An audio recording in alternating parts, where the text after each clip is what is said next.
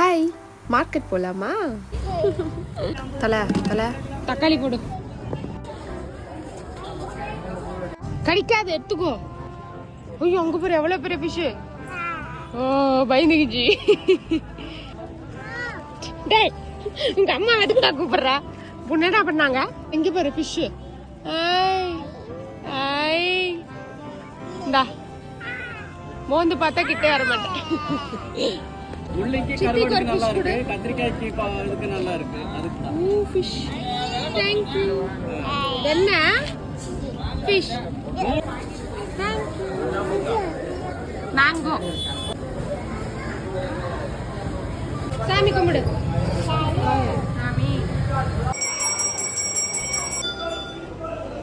டேய், இங்க நிக்கிறதுக்கு தான் வந்தியாடா?